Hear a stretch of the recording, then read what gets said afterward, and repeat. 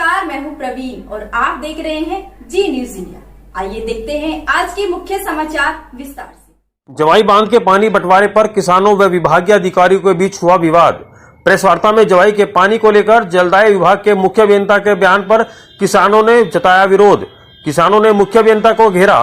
पेयजल के लिए हर बार आरक्षित पानी का पूरा उपयोग नहीं करता विभाग। जिले में 48 से लेकर 96 घंटे में बिजली, पेयजल सप्लाई, अन्य बांधों का जल स्रोत के पानी को नहीं करते गणना। 1 लाख आबादी पर 100 NCFT खर्च, 3500 MCFT पानी उपलब्ध। इधर जलदाय विभाग झूठा पेयजल व्यवस्था में। Bureau report. छोटी छोटी जगह से निकलकर बड़े बड़े शहरों में नाम कमाने का सफर। हर सफर की होती है अपनी एक कहानी। सफर की यही कहानी लेकर आ रहा है जी न्यूज इंडिया अपने खास कार्यक्रम शख्सियत में, तो देखना ना भूलें। पाली राज्य में अजमेर डिस्कॉम के बाद अब जोधपुर डिस्कॉम ने भी उपभोक्ताओं को 2 महीने के अंतराल की बजाय हर महीने बिल थमाने की कवायद तेज कर दी है। डिस्कॉम के अधिकारियों की माने तो इस प्रक्रिया को जल्द लागू करने का कार्य अंतिम चरण में है। राज्य सरकार ने बिजली बिल जारी करने के पुराने सिस्टम को बदल दिया है। अब तक उपभोक्ताओं को 2 माह का बिल एक साथ थमाया जाता था। अब डिस्कॉम हर महीने बिजली का बिल जारी करेगा। इसकी शुरुआत अजमेर डिस्कॉम मंडल से की गई, जो प्रभावी ढंग से लागू हो चुकी है। जोधपुर डिस्कॉम के अधीन जोधपुर, पाली, जाल, रिसरोही, बाड़मेर, जैसलमेर जिले में भी अब नियम लागू किए जाने की तैयारी जोरों पर है। इस नियम को आगामी दिनों में लागू किया जा सकता है। उपभोक्ताओं को हर महीने बिजली का बिल चुकाना पड़ेगा। Bureau report. चाहे मंदिर हो या मस्जिद या गुरुद्वारा या गिरजा, हम करेंगे सबकी बात। जी न्यूज की एक खास पेशकश हमारी आस्था में। जिले के बांगड़ अस्पताल की लापरवाही फिर आई सामने। देर रात सैटेलाइट ऑक्सीजन सिस्टम में कम हुआ प्रेशर। कोरोना मरीजों की बिगड़ी तबीयत, ऑक्सीजन सैटेलाइट सिस्टम की व्यवस्था एक बार फिर से फेल। पहले भी इस तरह की समस्या आने पर विधायक ने करवाई थी दुरुस्त। पाली कोरोना संक्रमण के चलते रोजाना मरीज बढ़ रहे हैं। वहीं बांगड़ अस्पताल में ऑक्सीजन की व्यवस्था को लेकर लगातार लापरवाही सामने आ रही है। 1.5 माह पहले रात में ऑक्सीजन सिलेंडर खत्म होने के बाद अब सैटेलाइट ऑक्सीजन सिस्टम में कंप्रेशर की शिकायत सामने आई। इसके चलते आइसोलेशन वार्ड में भर्ती कुछ मरीजों की तबीयत बिगड़ने लगी। मरीजों के वार्ड में ड्यूटी पर तैनात चिकित्सक कर्मियों को सूचना दी गई तो हड़कंप मच गया। संक्रमित अधिकारियों से बात कराओ, ऑक्सीजन सिस्टम को वापस प्रेशर के साथ चालू करवाया गया। पूर्व में भी ऑक्सीजन खत्म होने की शिकायत आ चुकी है। Bureau report.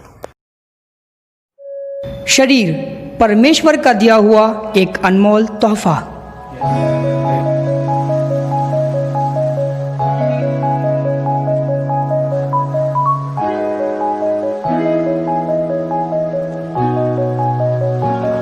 और इस शरीर की देखभाल करना हमारा कर्तव्य है।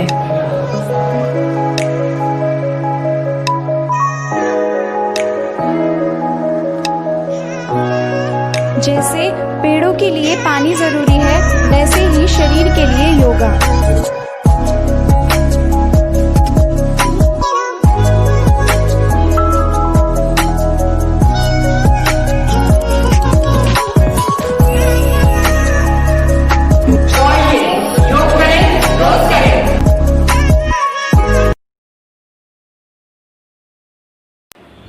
कोरोना महामारी के चलते पिछले 7 महीनों से सरकार द्वारा निजी और सरकारी स्कूल पूरे देश भर में बंद हैं, जिसके चलते निजी संस्थानों के द्वारा घर बैठे विद्यार्थियों के लिए ऑनलाइन क्लासेस चल रही है।